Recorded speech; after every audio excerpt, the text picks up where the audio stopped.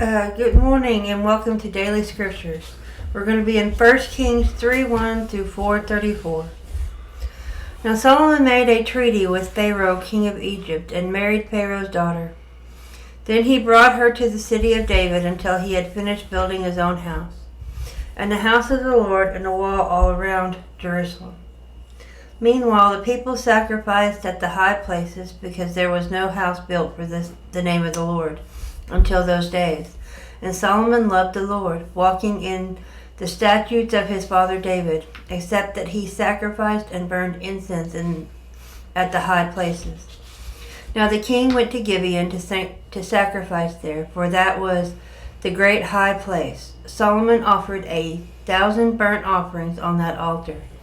At Gibeon, the Lord appeared to Solomon in a dream by night, and God said, "Ask, what shall I give you?" And Solomon said, "You have shown great mercy to your servant David, my father, because he has walked before you in truth, in righteousness, and in uprightness of heart with you. You have continued this great kindness for him, and you have given him a son to sit on his throne, as it is this day. Now, O Lord my God, you have made your servant king instead of my father, David. But I am a little child. I do not know how to go out or come in.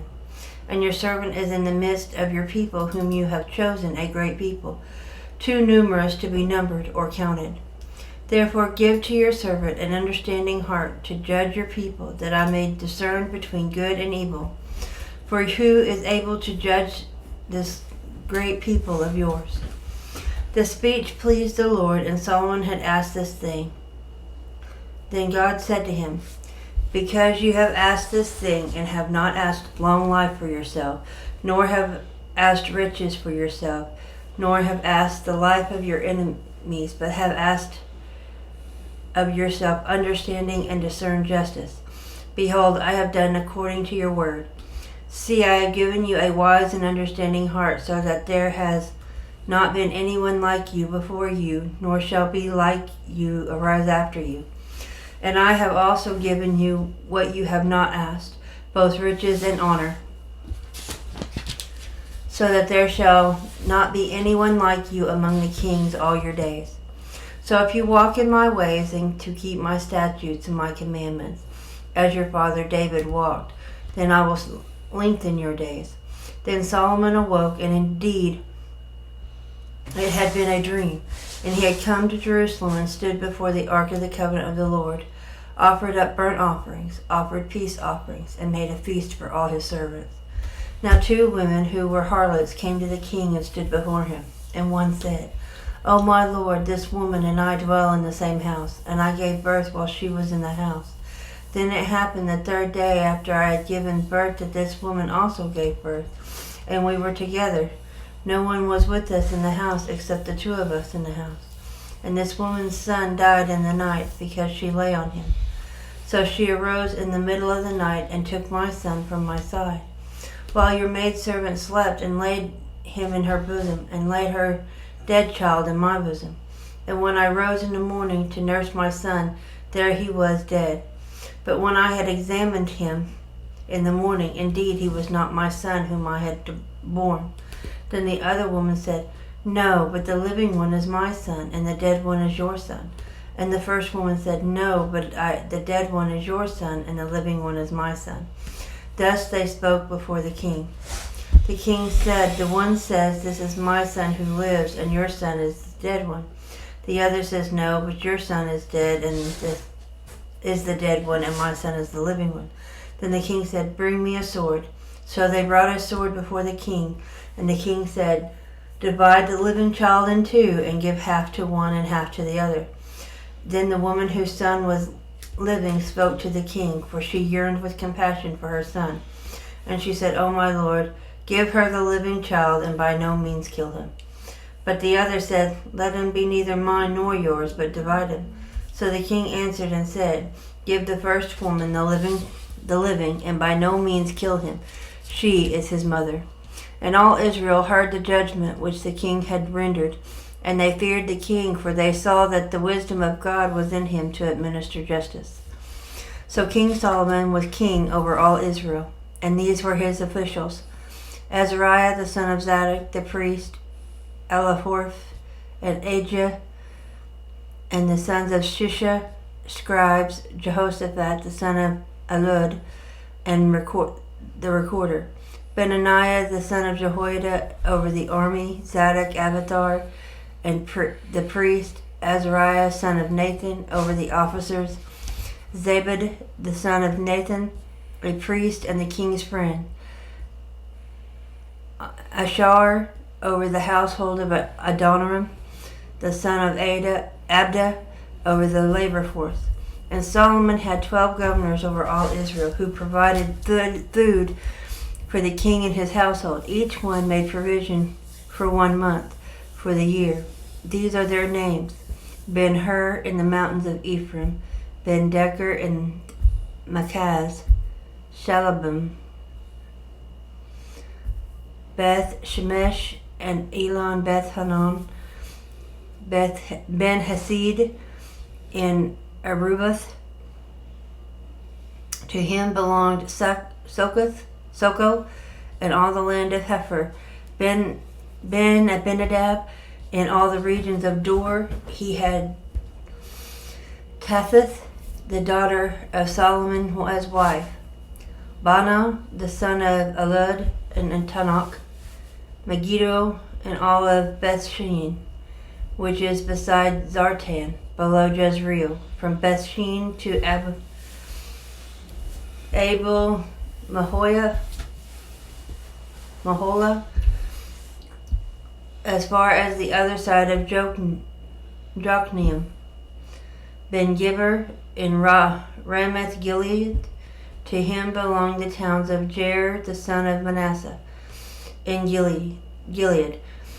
To him also belonged the region of Argob in Bashan, 60 large cities with walls and bronze gate bars.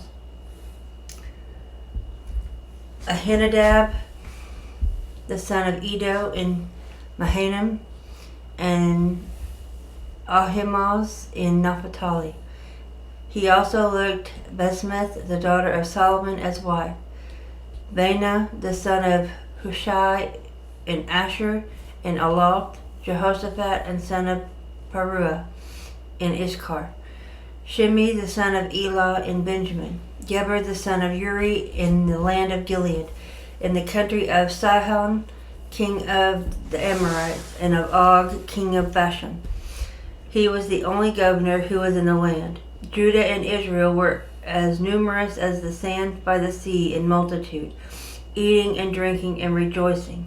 So Solomon reigned over all kingdoms from the river to the land of the Philistines, as far as the border of Egypt. They brought tribute and served Solomon all the days of his life. Now Solomon's provision for 1 day was 30 cores of fine flour, 60 cores of meal, 10 fatted oxen, 20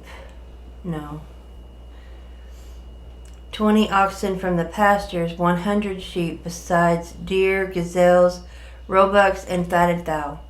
For he had dominion over all the region on the side of the river from Tifsa even to Gaza, namely over all the kings on this side of the river, and he had peace on every side all around him. And Judah and Israel dwelt safely, each man under his vine and his fig tree, from Dan as far as Beersheba, in all the days of Solomon. Solomon had 40,000 stalls of horses for his chariots, and 12,000 horsemen. And these governors, each man in his month, provided food for King Solomon and for all who came to King Solomon's table. There was no lack in their supply. They also brought barley and straw to the proper place for the horses and steeds, each man according to his charge. And God gave Solomon wisdom and exceedingly great understanding, and largeness of heart like the sand on the seashore. Thus Solomon's wisdom excelled the wisdom of all the men of the east and all the wisdom of Egypt. For he was wiser than all men. Then Ethan and the Ezrahite, and Heman, Chalcol, and Darda, the sons of Mahol, and his fame was in all the surrounding nations. He spoke 3,000 proverbs, and his songs were 1,005. Also he spoke of trees from the cedar of Lebanon, even to the hyssop that springs out of the wall. He spoke also of animals, of birds, of creeping things, and of fish, and men of all nations from the kings of the earth who had heard of his wisdom came to hear the wisdom of Solomon. Psalm 68, 15-20. A mountain of God is in the mountain of Bashan. A mountain of many peaks is the mountain of Bashan. Why do you fume with envy, you mountains of many peaks? This is the mountain which God desires to dwell in. Yes, the Lord will dwell in it forever. The chariots of God are 20,000, even thousands of thousands, and the Lord is among them as in Sinai in the holy place. You have ascended on high, you have led captivity captive. You have received gifts among men, even from the rebellious, that the Lord God might dwell there. Blessed be the Lord who daily loads us with benefits, the God of our salvation. Our God is the God of salvation, and to God the Lord escapes from death. Proverbs 17, 10-12. Rebuke is more effective for a wise man than 100 blows on a fool. An evil man seeks only rebellion. Therefore a cruel messenger will be sent against him. Let a man meet a bear robbed of her cubs rather than a fool in his folly. John 10, verses 1-21. Most assuredly I say to you, he who does not enter the sheepfold by the door, but climbs up some other way, the same is a thief or a robber. But he who enters by the door is the shepherd of the sheep. To him the doorkeeper opens, and the sheep hear his voice and he calls his own sheep by name and leads them out. And when he brings out his own sheep, he goes before them, and the sheep follow him, for they know his voice. Yet they will by no means follow a stranger, but will flee from him, for they do not know the voice of strangers. Jesus used this illustration, but they did not understand the things which he spoke to them.